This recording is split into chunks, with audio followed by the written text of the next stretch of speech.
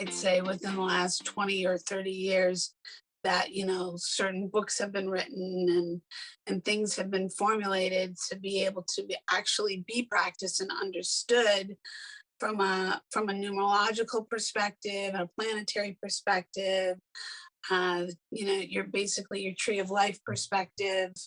But I think that they all like are it's all the same thing. Well, it But, is. but, but I'm not trying to say it's all the same thing. But No, go it is ahead. the same thing. It is absolutely the same thing. The ultimate reason for any spiritual practice is somehow to elevate yourself spiritually. Yeah. What it comes down to. So whether you're using the tree of life as your structure, your framework, Yeah. or you're hopping around dancing in a witch's circle, it Yeah. doesn't matter. No. The ultimate idea of the practice is to better yourself and to Mhm. become a better person. And that's Christianity and Judaism and Muslim and Mormons. They all have the same ultimate goal. Mhm. What's different is the framework. Mhm. And what I'm trying to offer by being vocal about it and talking about this particular, again, I'm going to use the word religion, I'll go back to that in a minute, is the fact that there is a framework. And if you think that, again, just the candles and the crystals make you a witch, you're not understanding the framework. You're not understanding how this particular path does what the Kabbalah does, or Yeah. does what the Sufis do in their wild dance. Yeah. It's all got a purpose, but don't call yourself that until you understand the framework.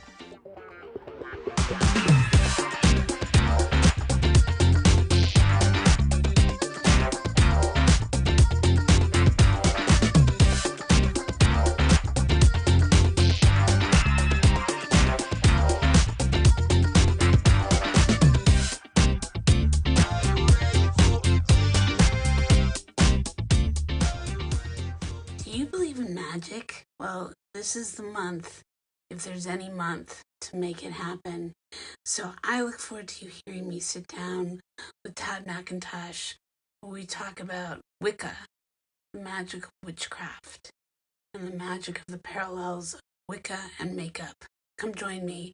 Look forward to you sitting down around the campfire with us. Listen in. Here we go. Hi, good morning. Hi. Happy Sunday to you. Oh, it is Sunday. Yes, it is. It was an early, early start of a day, too. Yeah. Did you work yesterday? Did I work yesterday? Yesterday was one day off actually, but I had an early start this morning with clients and we'll go until later today. Wow. Well, thank you for sparing the time for our chat. Are you kidding me? This is part of it. I love this. This is the joy and I get to have every day with somebody like yourself. And I know that today the reason why we decided that we wanted to get together was because we wanted to talk about the practice that you believe in, right? Wicca, right? Yeah. And the belief system of and please correct me if I'm wrong, but that there's a lot of different variations on this belief system and the proper teachings of it and the passion that you have for it and the why that we chose to get together today so you could have a platform to share what you're passionate about and why you do what you do in your practice. Absolutely. I am hoping to make this a major part of my retirement when it happens. And this is an interesting way to start because you and I are old friends and we chat very easily together. And I thought maybe the format of your group, which is not really a lecture or anything specific, it's a chat. Yeah. Because also I find that there's a huge crossover in attitudes of new people coming in to both makeup as well as to this. I'm going to start by calling it a religion, but we'll get into that in a second. Yeah. And I kind of like to explore more of what we were talking about with that particular attitude. I love that. The first class that I teach is really about words and Mhm. our understanding of the words so that we're all communicating in the same way. Mhm. And so I'll start there. Wicca is a very specific form of witchcraft. Mhm. And in the 1970s, then later the 80s and 90s, as witchcraft grew as a religion and something that other people wanted to do, they kind of borrowed the word Wicca to mean all of it. And it doesn't. It only means one specific path. So let's start there. In the 1930s, 1940s, Sorry you about have the howling at the wolves. perfect timing. There was a supposedly a coven operating in England, Mhm. and an older man by the name of Gerald Gardner, who was involved in everything. He traveled all his life. He was fascinated by mysticism and magic and knew quite a bit about it from various areas. Ended up in a Rosicrucian theater that contained some of these people who were witches. And Amazing. he was also part of the uh, Masons. So when they met and he was initiated into his little group, there was still a law in England that you could not call yourself a witch. Mhm. And so he couldn't talk about it. But he published a piece of fiction and basically put his philosophy out as a story. And Mhm. then suddenly the witchcraft laws were repealed Ah. and he could talk freely about it. So he published a book called The Meaning of Witchcraft. No, it was Witchcraft Today, and then The Meaning of Witchcraft, in which he basically outed himself. Mhm. And what we basically understand historically from that time is that this little group of people that he met were kind of, they didn't have all the pieces. They had some Western mystery tradition teachings, Mhm. and they decided to allow Gardner to speak freely about them.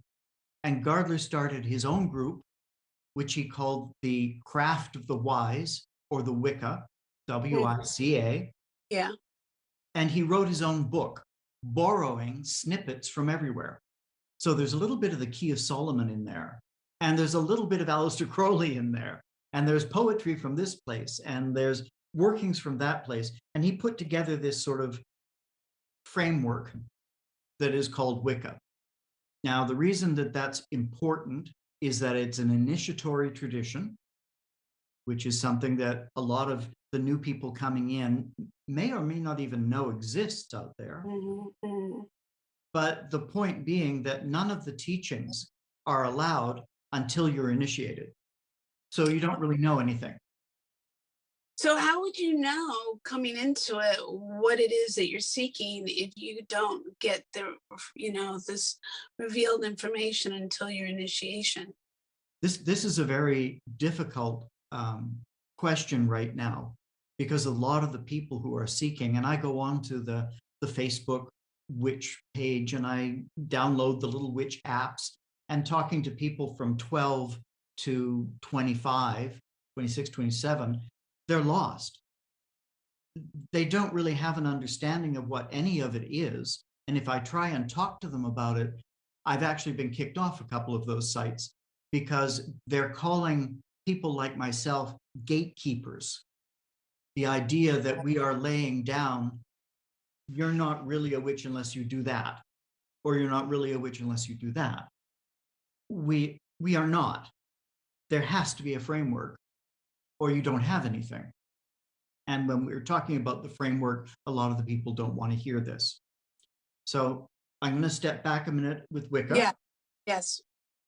and say that at the same time, there was another form of witchcraft being practiced in England, which Mhm. was much more folk magic and earth based. These people didn't like Gardner. They thought he was a fake. And they thought that their practice was truer, initiatory as well, but very different. very different set of circumstances. So these two lines come to us as British traditional Wicca and British traditional witchcraft. They are not the same. And I'm going to take a side note to say that although I call myself Wiccan, it is because the tradition I follow is based on Gardner's formula, his framework. But I can't be a Wiccan because, to all accounts, Gardner was a charming, sort of puckish, funny, delightful man. He had his quirks, all of that, but most people found him charming. But one person says the only time they ever saw Gardner in a red-faced, tearing rage was talking about homosexuality. Oh. He believed that everything had to be polarity-based, men and women in equal partners in the Wiccan circle, so that their energy was matched. Well, obviously, since my group is a gay male group, we may use his framework more or less changed, but we could never really truly call ourselves Wiccan. But then the word is used so openly and widely that when trying to talk to new people, you have to find a way to discuss it. So I'm going to go back now to your question. Okay. These people that come onto the websites that are coming new to this religion, and currently it is being called the fastest growing religion in America. Wow. There are thousands of people who are identifying themselves as witches. But the first thing that they're saying is, hi, I'm a baby witch. What do I need to know? What book do I need to buy? What crystals do I need to have? What candles do I need to have? And, you know, I'm trying very much to be open to all of that. But the truth is, you don't need any crystals. You don't need any candles. That's not being a witch. It's like a Christian going out and buying a bunch of crosses to decorate their house and a fish sticker for their car and saying, hey, I'm a Christian, and never going to church or reading the Bible. Right. It doesn't make sense. What is difficult is that pagan religions and witchcraft and Wicca in general don't have any central book. There's no Bible. So all of these people coming in say, don't tell me what to be. I'm this. I'm a white witch. I'm a green witch. I'm a garden witch. I don't know what you're talking about. Right. We don't. It's like you're working without a framework, but you don't want to know the framework. Doesn't that sound like our makeup kids? Jeez Louise. Pretty much. And no disrespect to newer generations. Well, I mean, listen, it will be curious just this weekend alone with voting,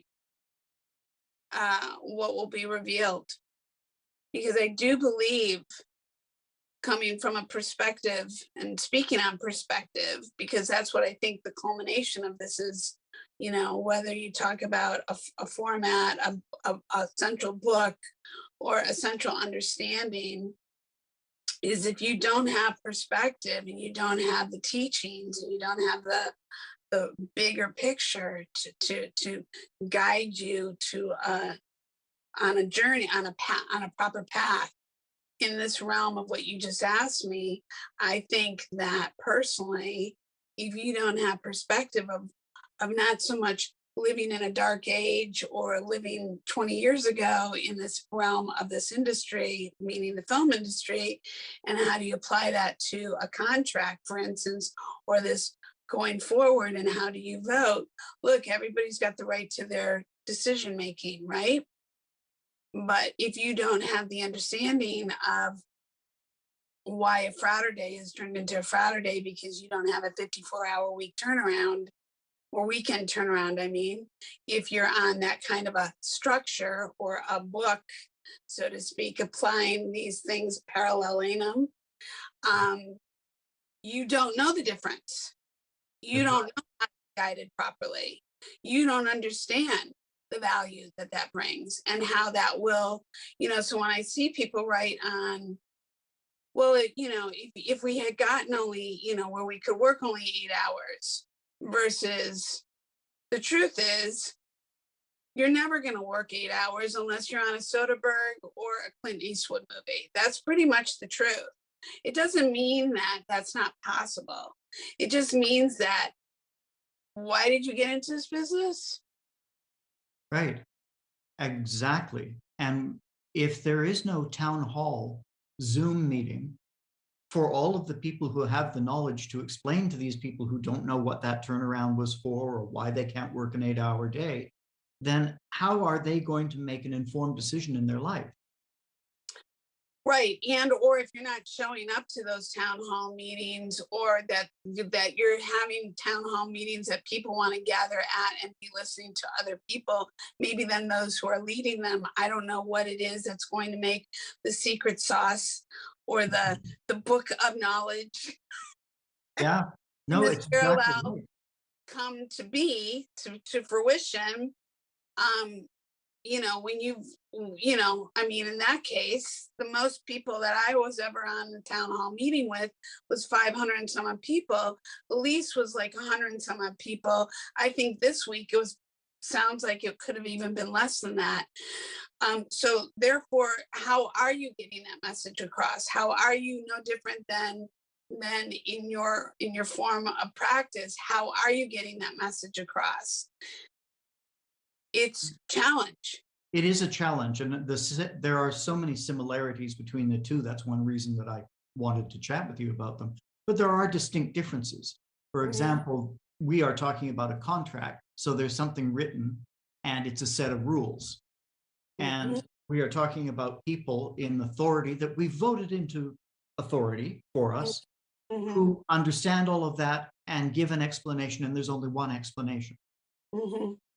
Right. In the case of witchcraft and Wicca, there are so many people out there claiming that they're an expert, giving advice and information, and they're basing their information on wrong information that they learned, and it goes on and on down the line.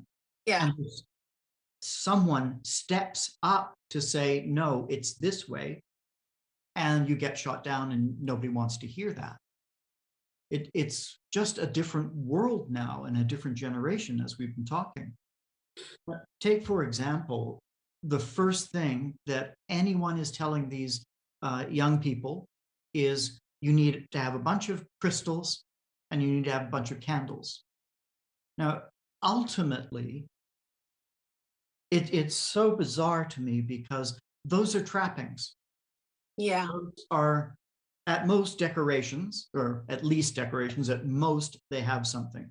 I would be the first one to admit that a crystal has a resonance.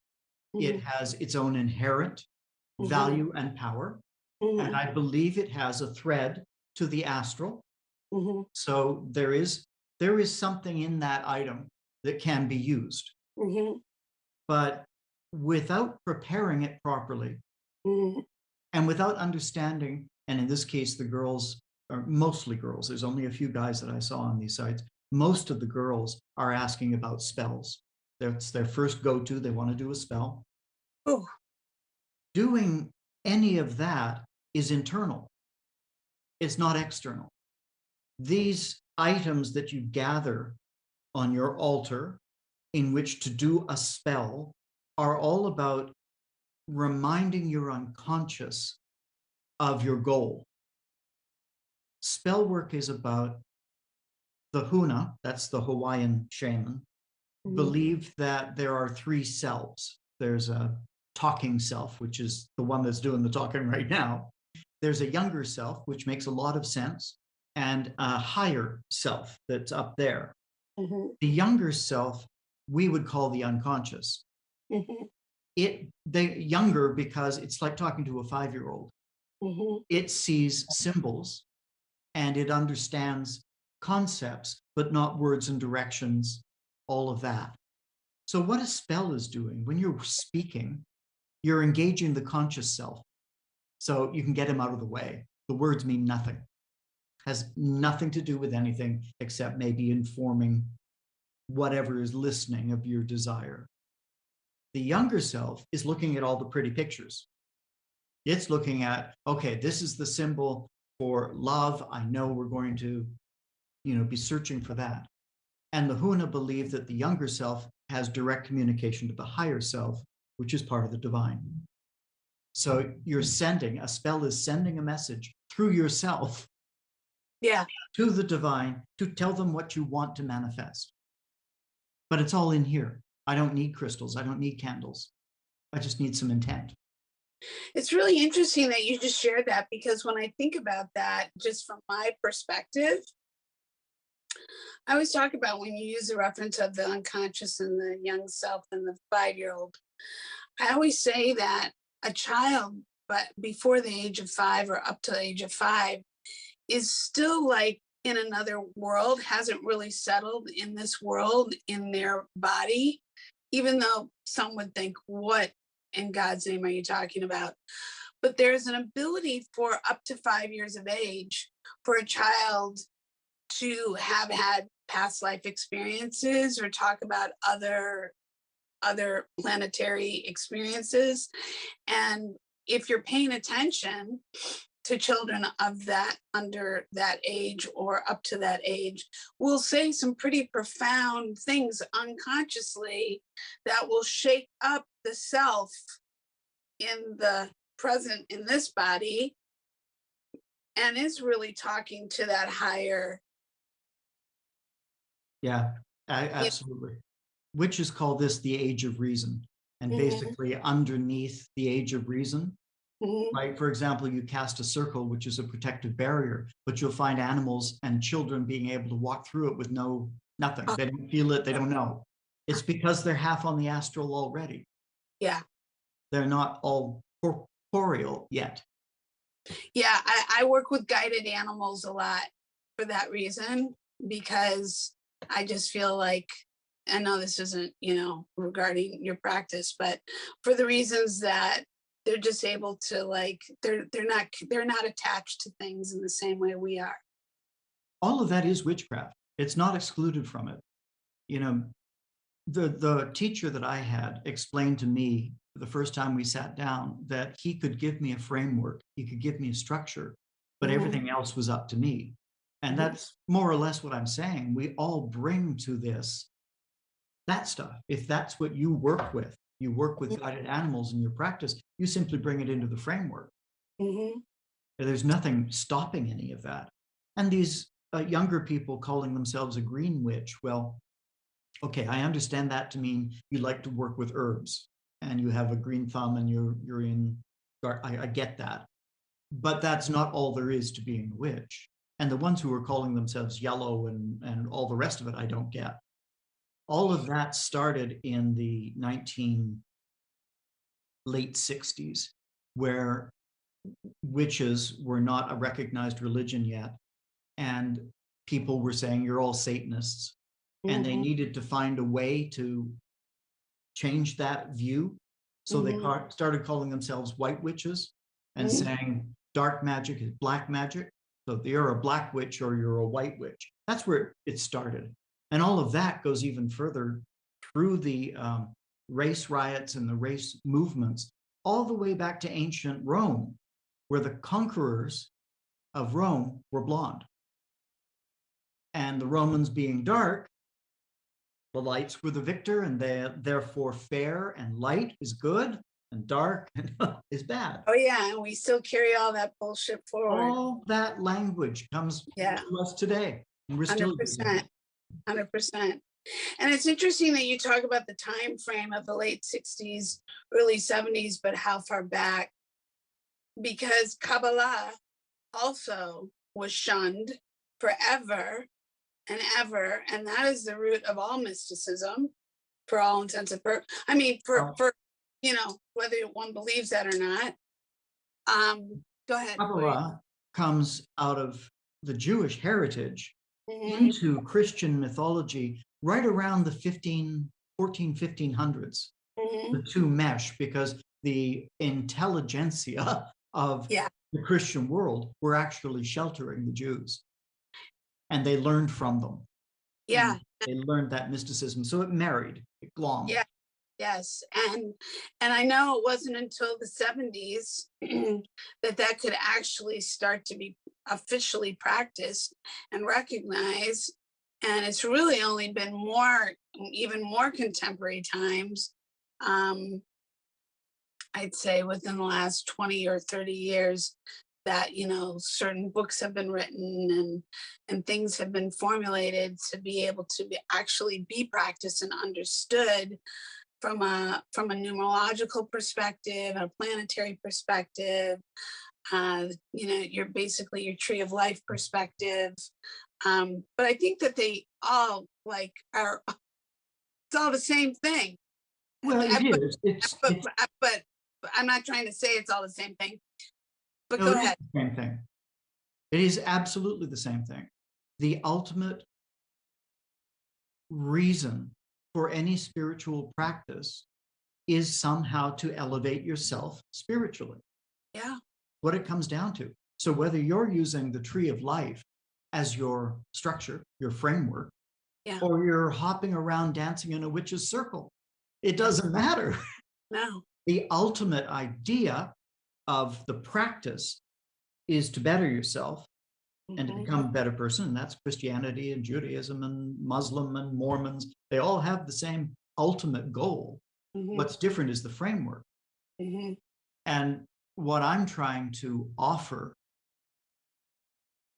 by being vocal about it and talking about this particular, again, I'm going to use the word religion, I'll go back to that in a minute, is the fact that there is a framework. And if you think that, again, just the candles and the crystals make you a witch, you're not understanding the framework. You're not understanding how this particular path does what the Kabbalah does, or Yeah. does what the Sufis do in their wild dance. Yeah. It's all got a purpose, but don't call yourself that until you understand the framework that you're in. Absolutely. Absolutely. No, I definitely think in order to be a practitioner, to, you have to be a student in order to apply your belief. Exactly. You cannot go on Instagram and watch a few people do beauty makeup on themselves by pouring the base on their face. Dear God. Dear And God. say, I learned how to be a makeup artist. Yeah. I've learned it all. Even in makeup, there's a formula, there's a structure, and you learn that and then you break it, Yeah. whatever you want. But you still have to know the structure. And you have to know how to solve the problem. That's right. Exactly. So back to religion. Paganism, which is a big umbrella for all these different things that you mentioned earlier, all the different paths,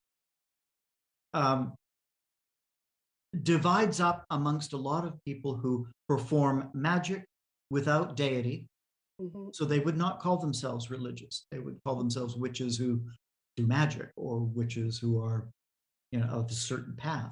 Then there's an entire group that do bring deity into their practice. And that's the part that I would call a religion. So it's really unfair of me to say the entirety of witchcraft is a religion. Parts of it are.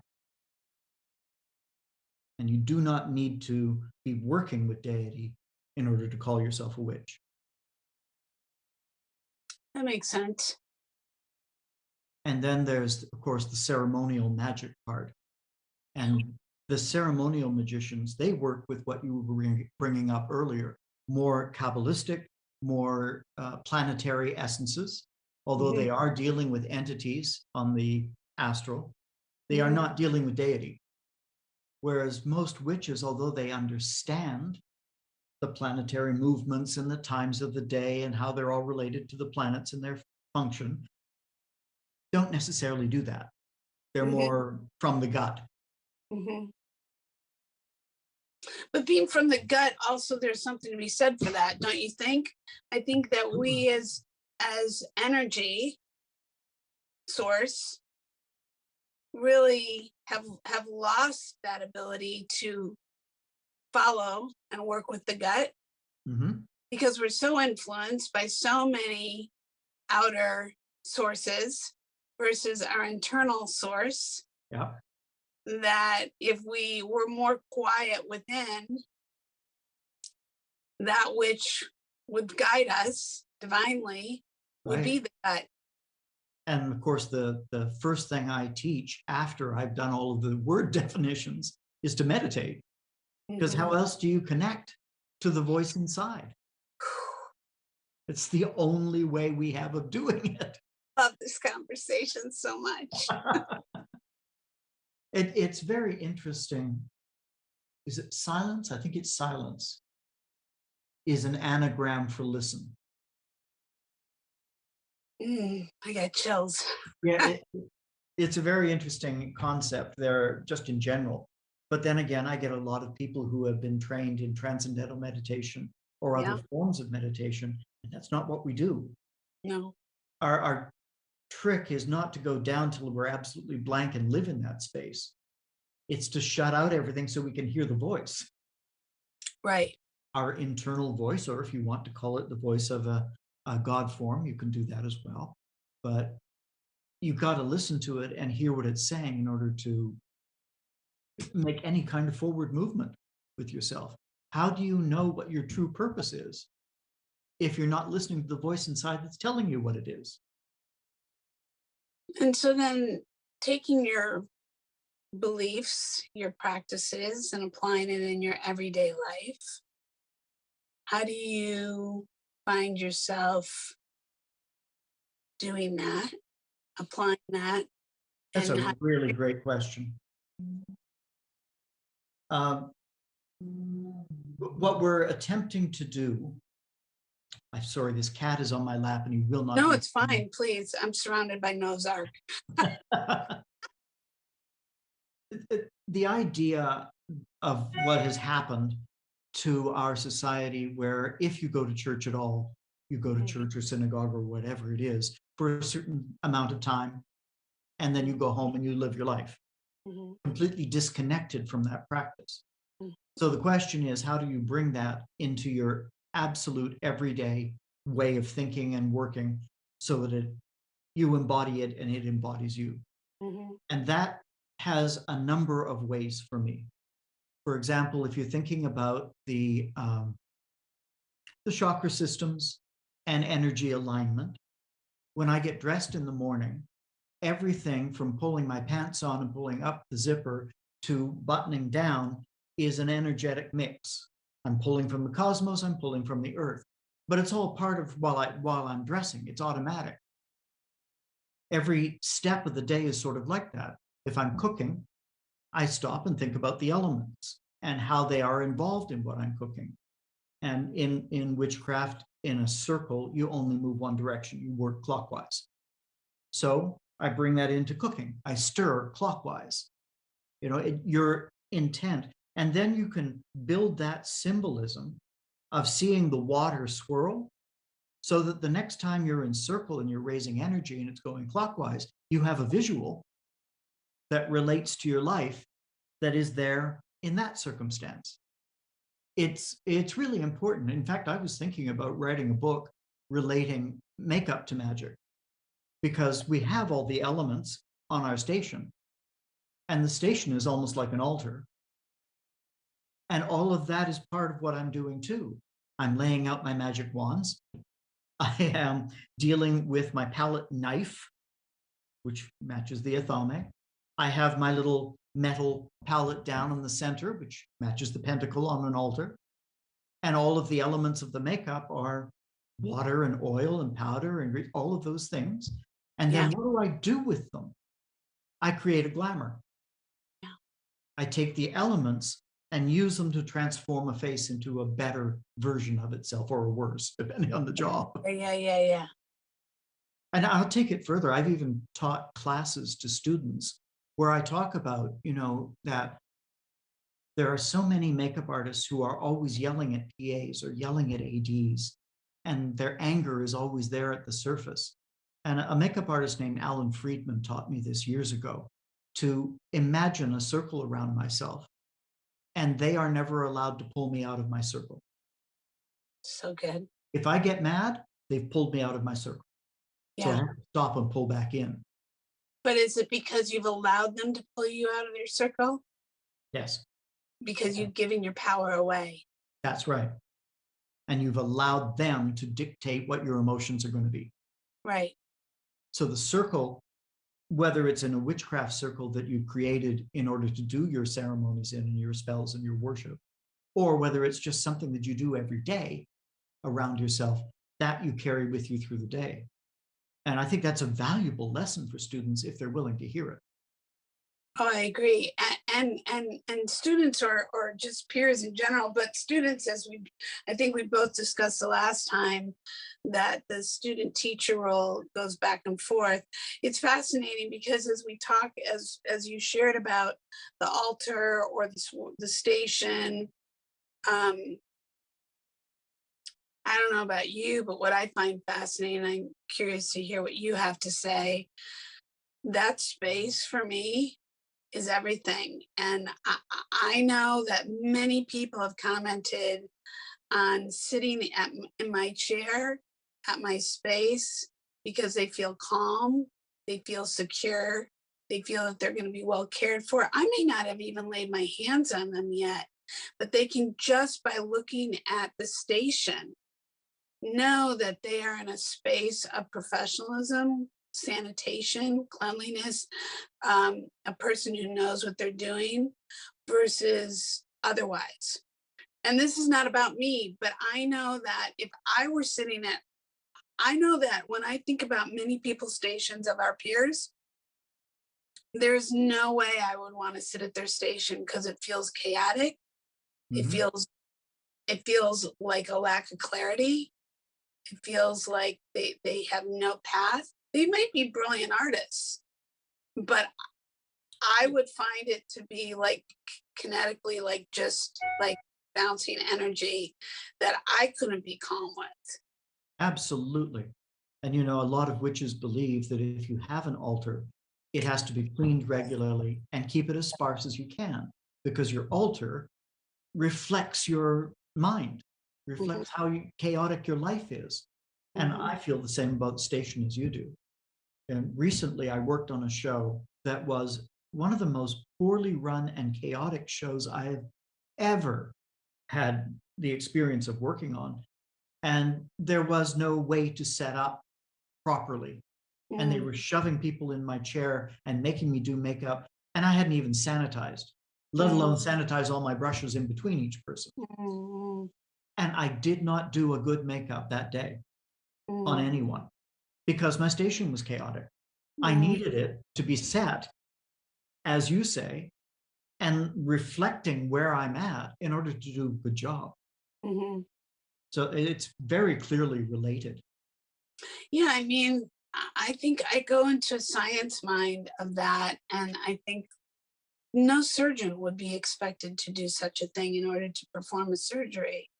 So why in any other form of action, you wouldn't want your Starbucks coffee coming out of like a bunch of, crap that had been laid before it that hadn't been properly prepped. You wouldn't want your breakfast served from an unclean series of events that already were, that had taken course. Like, I just think that if people took a moment, a pause, a breath, and realize the importance of that moment, that pause, that breath versus the chaos. And I think, does that start from the top down? Is it Yeah, starting from I mean, it the has source? to. It has Yeah. to, because I've worked with top department heads who take control of that. They would be there. They wouldn't let the ADs do that to their day checkers. Right. And they would have partially set a station. I mean, there were no supplies. There wasn't even a box of Kleenex. It was just chaotic. But anyway, yes, this is something that directly relates back to young people wanting to become witches.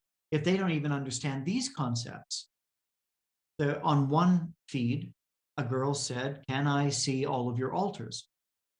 And there were 50 photos that flashed up almost instantly, and all of them were a cluttered mess.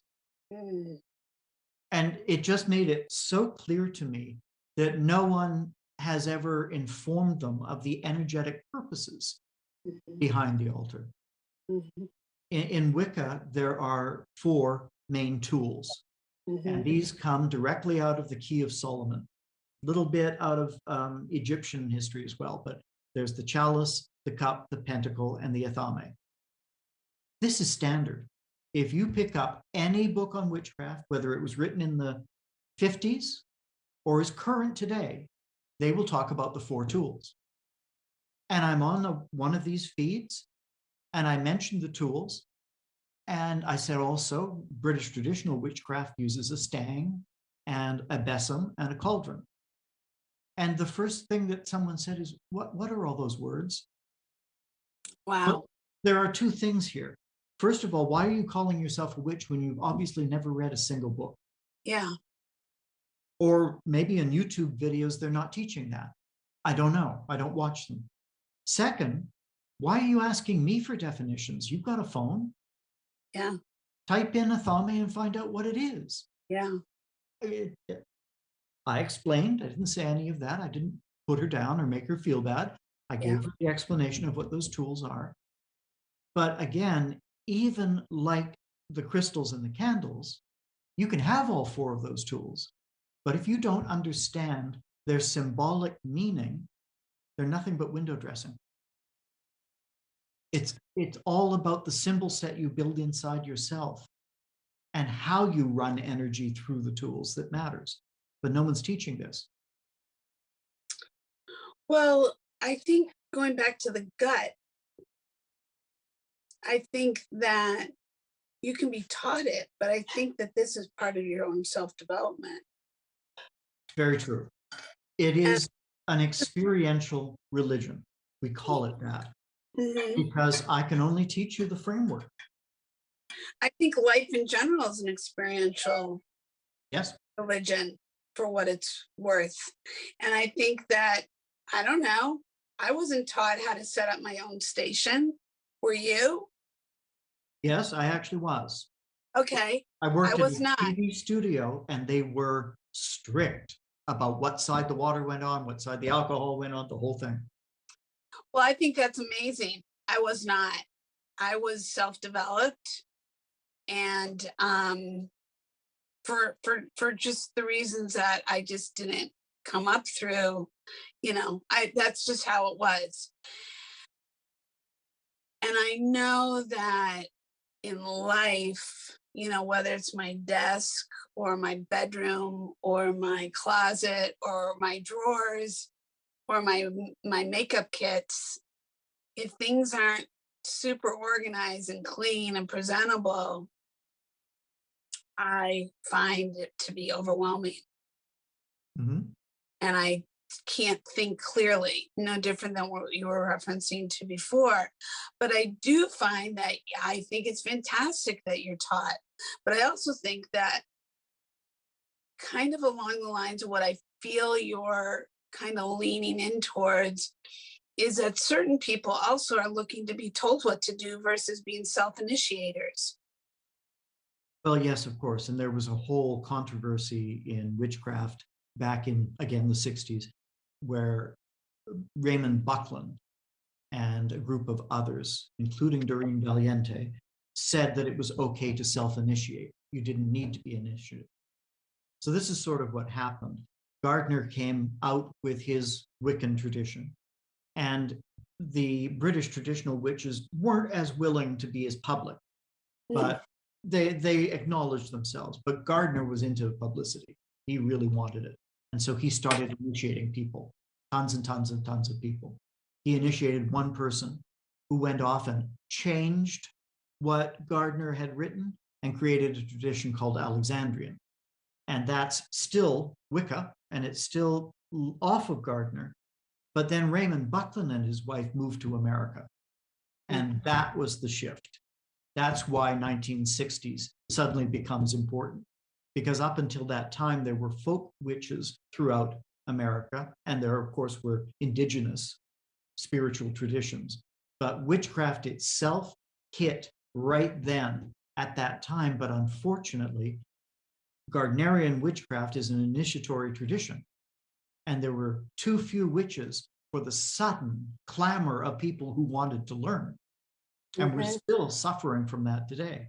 And it is, like most deep spiritual paths, it's sort of something you want to check who's going to do it first. You're giving power into someone's hands. You're teaching them something that is powerful. So the witches of that time were very selective about who they would teach. And so this pile up, they didn't know what to do with. And they created what they called an outer court, which is non-initiate circles where they could vet people. And after a while, the people who were working with them at that level would either go away or show deeper interest, and then they would be brought in. But it still wasn't enough to support everything. And that's when all the other ones started to sprout. You have the Dianic tradition, which is a feminist and environmentalist group that only worship a goddess and do not have any god and have no male members. You've got reclaiming, which is connected to that. You've got the Corellian tradition. You've got the Anderson Ferry tradition. You've got on and on and on. They're all different factions of witchcraft. They all would consider themselves witches, but have totally different frameworks. Some are initiatory and some are not. It sounds very much like, with Christianity comes Catholicism, comes Lutheran, comes Presbyterian, comes, and every branch thereafter. Exactly. Yeah, fascinating. Very fascinating. But again, this group of young people on the websites and stuff are saying, I'm a green witch, I'm a yellow witch. And I'm saying, well, have you heard about these traditions? And I'll list them, and they've never heard of any of them. Well, just do a search on witchcraft. Right. They'll come up. They're there. They all have websites.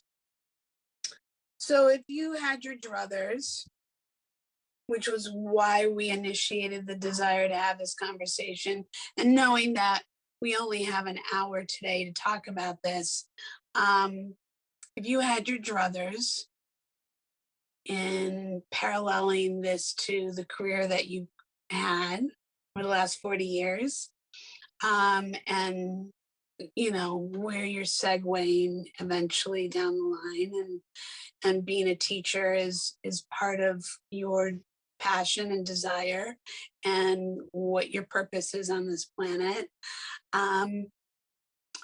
How would you like to go about? Would it be in the writings of books? Would it be going around and speaking? Would it be starting a movement? How would you feel best at taking all the things that you believe in, that you're passionate in regarding this, and setting a path that would help preservation and correction? This is like teaching corrective beauty makeup. Well, absolutely it is. And again, one of the reasons we're talking is because it is related. If you were to ask me exactly the same question about makeup, my response would be, I need to have students who want to learn. Ultimately, that's it.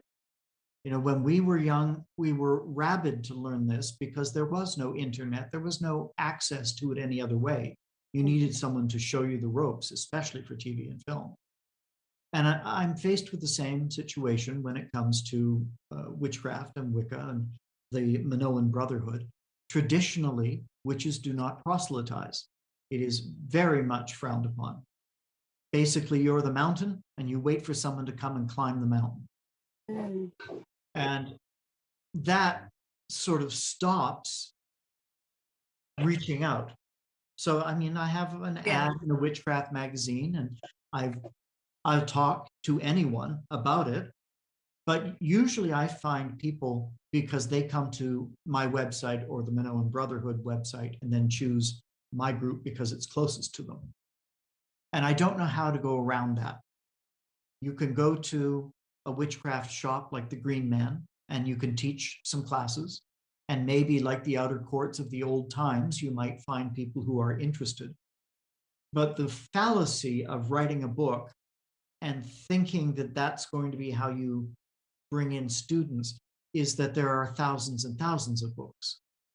Yeah. And what do I have to say that they don't have to say? Yeah. Because that information's already out there. I Yeah. wouldn't have learned if I hadn't found them. Mm-hmm. So I'm not sure that's the right way to do it. And the Mm-hmm. other thing that we talked about last time is doing Zoom sessions Yeah. or YouTubes, which makes more sense. I could see doing that.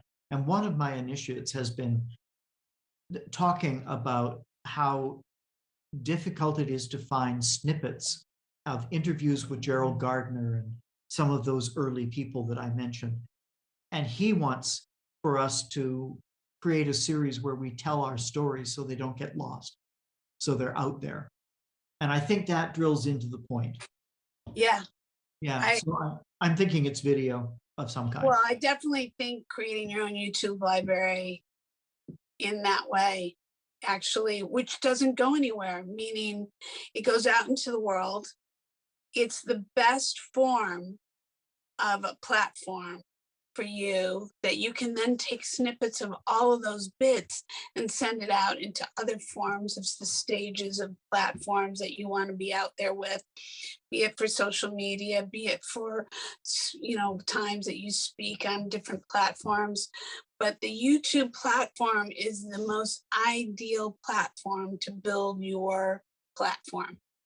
I highly recommend that that's where and then people can pay to see or hear or learn from you. And it is something that you can continuously evolve. And I think that would be really ideal for you. The trick is to get people to watch it. But as you say, if it's out there, someone will watch it. Don't worry about that. Yeah. They'll watch it. They'll come. I promise you, they will. It may start with one. Next time it may be 100. Next time maybe 1,000. It's a big world out there. It's first creating it so that they then will have somewhere to look to. And why? Because you will be sought out for the reasons that we've spoken on. Right. It's Trust the that. intent. No, of Yeah. course I do. It's a magical process anyway.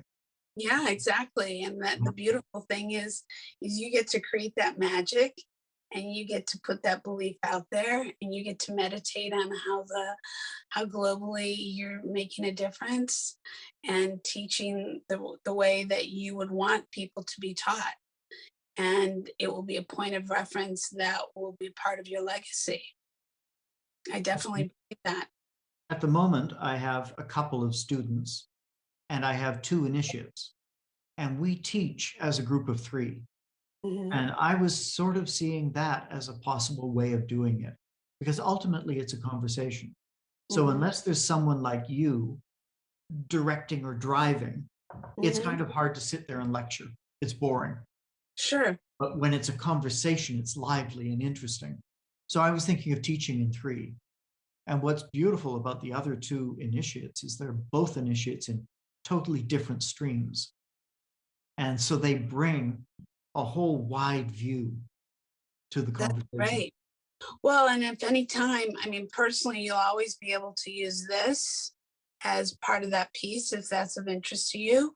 But also, if you ever want to do a roundtable with the 3 of you and myself in either your YouTube, once you decide to do your YouTube channel, or do this and bring that in to be a part of that.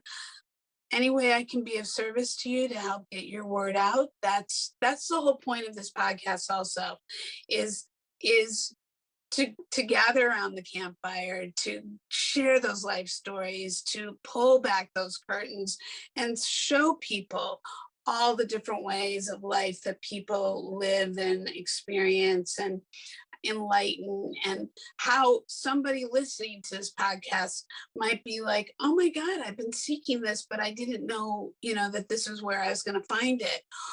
Whatever and however it shows up being revealed, that's the joy of my doing this, is having real conversations with real people that I find interesting and stimulating. And if I do, I imagine there's somebody or many out there who would as well, if not just for the sake of listening, even if they have no beliefs in any of this, just for the sake of listening to a great conversation. Who doesn't like Absolutely. being a fly on the wall, for God's sake? Most people do. Sorry, I didn't mean to interrupt. No, I was just about to say that if you do get questions, we can structure another time to answer people's questions. I'd love to. Absolutely. Absolutely. 100%. And we can always structure just creating a time to just do that, where we just, create a Zoom for you to create that platform. And maybe by you promoting this for yourself, when this launches, that this will help give you another form of a presentation to show what your passion is in a very Sure. casual, you know, very casual, but yet intentional way, without it being forced, because this is what you believe in and what your passion is and why, and how it applies on all different levels of life in general. How, Absolutely. you know, Yeah. so I'm thrilled to be able to help you. And I'm thrilled to be able to continue to have these conversations with you. Having conversations with you, Todd McIntosh, is like, having a great Sunday brunch. Well, I certainly believe in bringing enough food to the table for thought.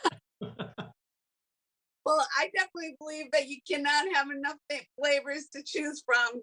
So you and I never lack that whatsoever. And I love the parallel that you created in regards to our industry being makeup artists and the practice of witchcraft, Wicca, the combination of sorts, and how that applies. And I think that you, as an enlightened soul, and you as a teacher, have so much to offer the world.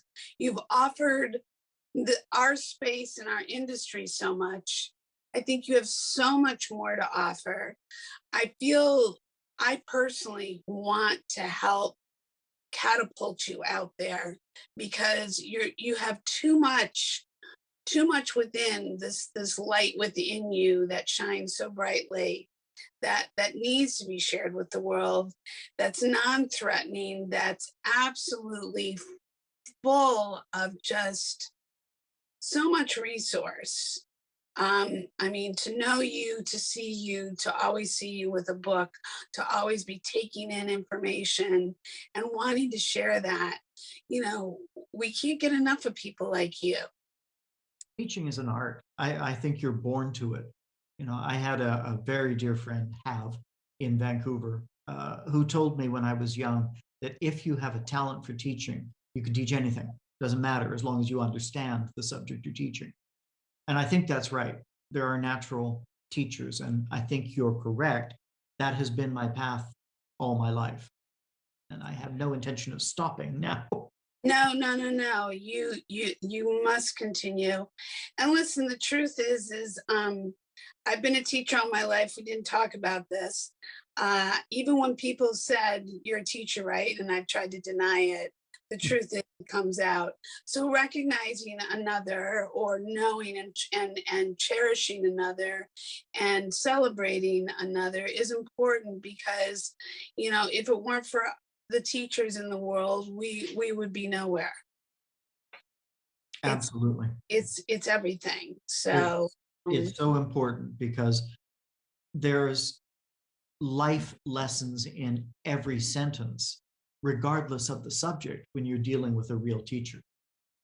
100%. And the beautiful thing is, you have so much perspective, you have so much empathy, you have so much relatedness, as well as you are well schooled in all verses.